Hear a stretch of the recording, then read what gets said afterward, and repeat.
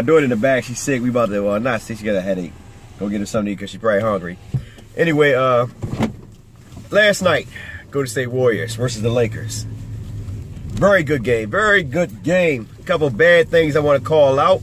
Other than that, still a good game.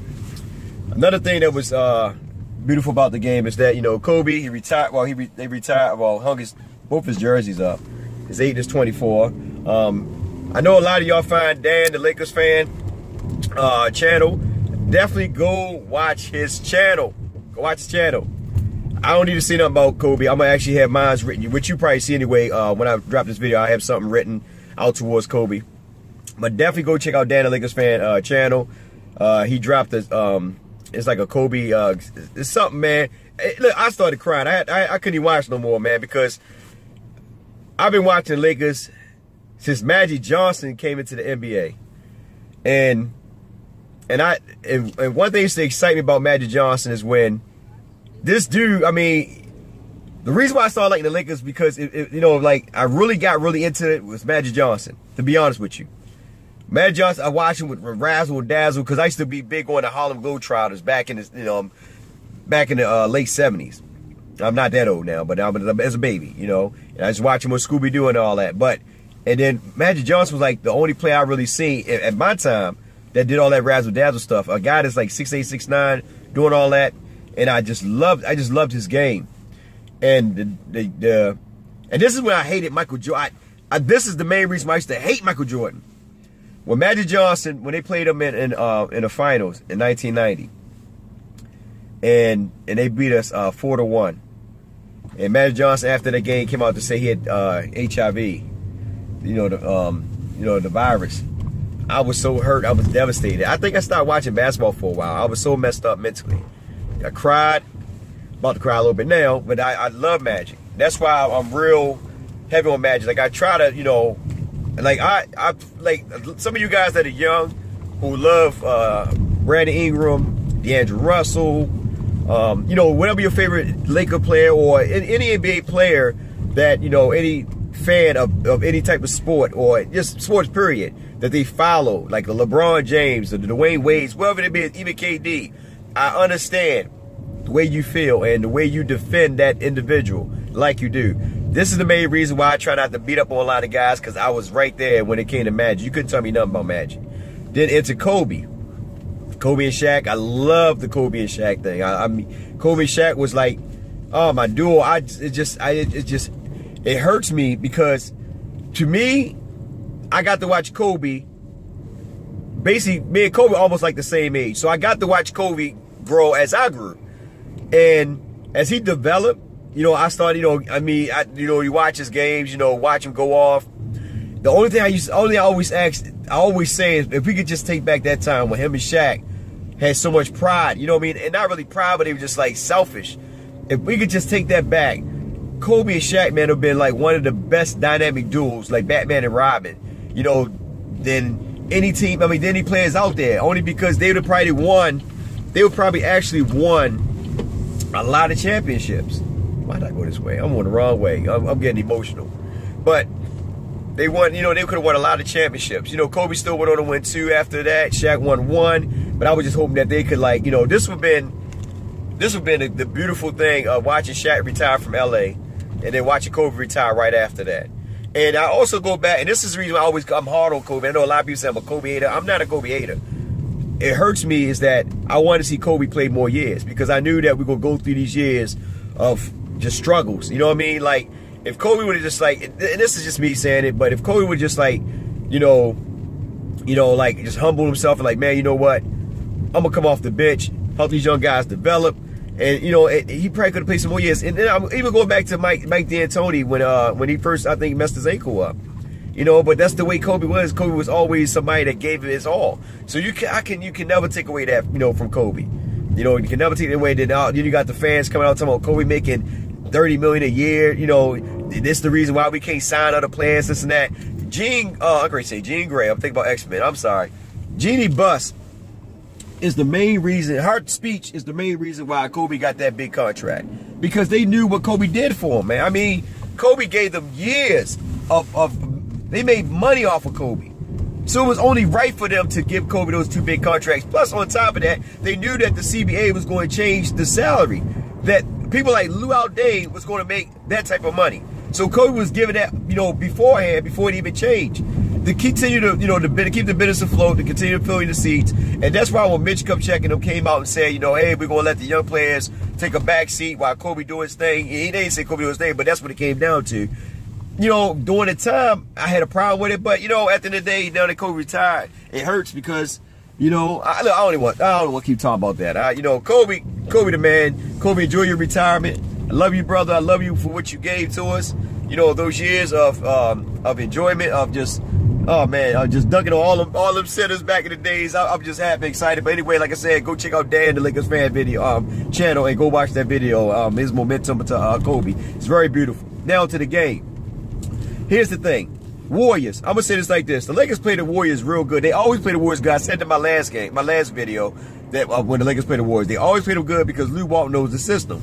The only problem I had with, and I know a lot of people, the biggest thing, and I said this to God dang it. Oh man, it was Kobe ESPN or something like that. Shout out to him. I think it's Kobe ESPN. Me and him was going back and forth on Twitter. We was like having a little discussion. And I told him, you know, they said that he stated what did he state it? Oh my gosh. He said something about what did he say? I forgot what he said, but anyway. Oh, I told him, I said, you know, I told people, and people might not want to agree with me because first and foremost, you gotta look at it like this. You know, Laker fans, you only gonna think Lakers. You're not gonna think outside of that. Me, I think around the box. Now I told people that, you know, the refs were actually trying to give the Lakers the game. They didn't make it obvious. I mean, they was going to, you know, this was like a going away present to Kobe. And everybody said, no, Urban. I said, listen, look at the free throw discrepancy then. The Lakers actually was like, they shot 35. They went to the line way more than the Golden State Warriors. I think it was like 22 for 35. They shot like 60-something%. Golden State was like 19 for 21. Only one really went to the free throw line was KD. Only one. Everybody else wasn't really going to the free throw line. They weren't even shooting. They were off. Golden State was off. I think, listen, people might not believe me, but sometimes players and teams will do things for the love of certain teams and players. If you go back to the Utah Jazz game, when the Utah Jazz played the Lakers and Kobe dropped 60, that coach gave Kobe that game. They gave Kobe that game because that was a go-away present. You know what I mean? Sometimes, you know, you can be, you can, you know, you don't have to be, okay, well, it's about the sport. No, it's about the love of the sport and the love of the players who brought that torch and carried that torch through the years of building up that, you know, that brand, that market. So I know a lot of people might disagree with me, but I said at the end of the day, they helped the Lakers. They tried to help the Lakers win this game. I look at it. I mean, Atlanta had a lot of missed call fouls, you know, against the Lakers. But in reality, the Lakers had a lot of fouls going their way. And actually, if the Lakers would have hit their free throws, they would have beat them. All they had to do is like 80%. I told Kobe ESPN, I said, if they would just hit their free throws, 80% of their free throws, the Lakers would have beat them by 8 points. But they wouldn't hit no free throws. You can't blame the ref for them not making free throws. That comes down to them not making free throws. They need to be disciplined on that. And another thing I want to say, too, I said before that Brand Ingram came out real poised in a game they played before Golden State. And also a couple other games. The biggest problem I have with Brand Ingram is this, is that, you know, is that for some odd reason, when he go ISO, everybody just stands around. They just stand around, they try to see what he's going to do. And he doesn't, one thing about Brandon, he got to learn to pick his spots. You don't have to always go to the board. You know, if the jumper there for you, take it. You don't have to go to the paint. You know what I mean? And like, he don't really have a good finish around the paint. He can roll, but everybody knows what he's going to do when he goes to the paint. They're going to roll a certain direction, and they're going to counter that. You know, he still played pretty good, but like I said, at the end of the day, I'm hoping that Lonzo Ball play like this. Lonzo Ball should have been bringing the ball down. Should have been bringing the ball down. Lonzo Ball should have controlled the floor of the offense. Only reason why I'm saying that because he's more pass-oriented. He's going to find other players and get them involved. Brandon Ingram is not going to do that. If you watch Brandon Ingram, KCP, Brandon Ingram, KCP, and Julius Randle, the ball was basically rotating with just those three mostly. Just those three. KCP should not be taking that many freaking shots. Should not be taking that many shots, man. That's just me. He should not be taking that many shots. He's taking more shots than the other players on the team. Another thing that and this one thing I will say that Luke Walton kind of messed up on. When Brook Lopez got hurt, I know they went small ball, but Golden State was killing them inside. You know, they were getting a lot of putback in. You know, because they were basically it was a lot of mixed matches, and Steve Kerr took advantage of it. You know what, McGee and all them. You know, but Julius Randle did his thing though. Like I said, we still stayed in the game. Communication, like Lonzo Ball said, lack of communication when it comes to switching, that been a problem. You know what I mean? Where you got 3 or 4 guys running to one guy, right? That's in the paint, but then you leaving 2 guys open on the wing. You know, Golden State is a shoot-friendly team, so you got to play man-to-man. You can't really run zone. You could run zone, but at the same time, you're going to get beat with them back cut passes. It's going to happen. So, KCP, like I said, you know, and like I said, this is the reason I said Lonzo Ball should have the ball. Lonzo Ball should bring the ball down because it seems like when Brandon Ingram and KCP have it, they make bad, poor passing decisions. A lot of decisions are just poor passing. And I'm not saying Brandon is a bad passer because he made some good plays, you know, throughout some of these games. But over the course of time, I think he's going to get better. But I just think that Lonzo Ball should have the ball most of that time he was in there. Lonzo Ball barely touched that ball during that fourth quarter. Another thing, too, Kuzma rode the pine too long. He came back in. I can say he rode the pine too long because he played 40 minutes. But the whole point is, when he came back in, Kuzma only took 2 shots. 2 shots from, I think, from the 5:32 mark when he came back in, and in overtime. 2 shots. Barely even touched the ball. Kuzma was the hottest person on that team. And that's where I got to blame the coach on Luke Walton. Because if you knew Kuzma was hot, then I would keep feeding the hot hand. You got to feed the hot hand. You know what I mean? You got KCP, who's 4 for 17 or whatever he was, shooting all those shots. Not making them, just throwing up 4 shots, contested shots. You know, taking the Kobe shot. Like, come on, man, really? 6 seconds on the clock, and this is what you do? You give us a 3-pointer? Shot air balls? Like, come on. I'd rather for Lonzo Ball to shoot the air ball. At least I know Lonzo Ball is trying. You know, he's a young guy who's trying. But somebody that's been in the league for a couple years or whatever, nah, dude, you got to play within the system. You playing out of the system, man. KCP and Brandon Ingram, they play a lot of ISO ball.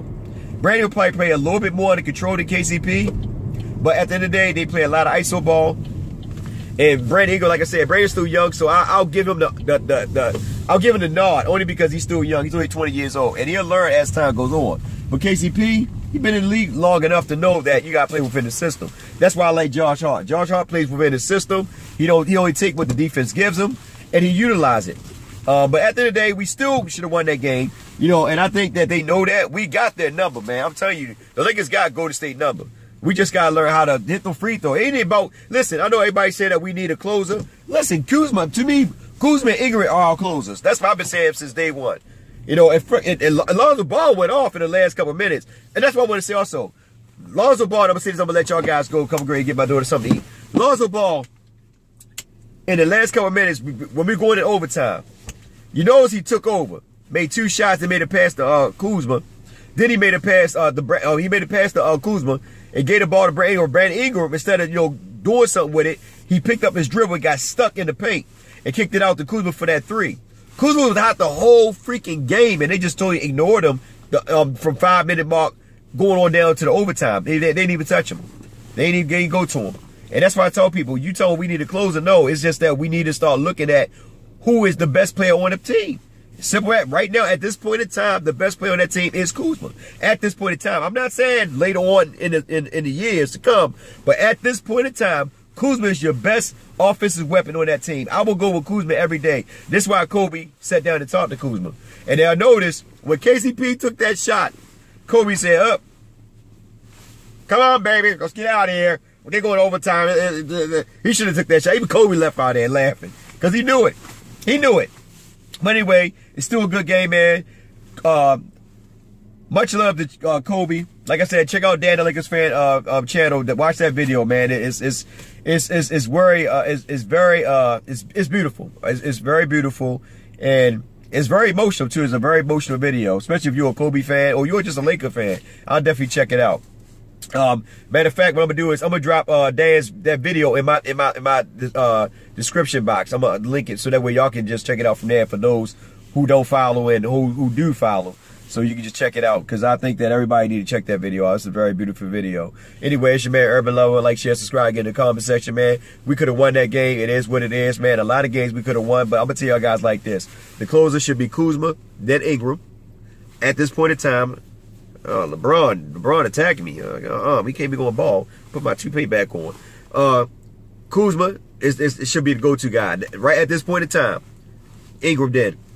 Also on top of that, free throws. We got to hit those free throws. If we hit those free throws, trust and believe, we could be in a lot of games. The Lakers staff, I think they're going to work on that. I think Magic Johnson said somebody going to get it. No, he was to get a shooter no, they're supposed to get a shooter. They're supposed to get a shooter or something like that to help these guys make free throws. They got to hit the free throws, man. You want to win games? Hit the free throws. The free throws are not on Luke Walton. I would just tell you right now we probably be 13 and 10 and 17, 10 and 16 right there. We probably be 13 and 14 or something like that, or whatever, or 15 and we probably have over 500. We probably be over 500 if we hit free throws.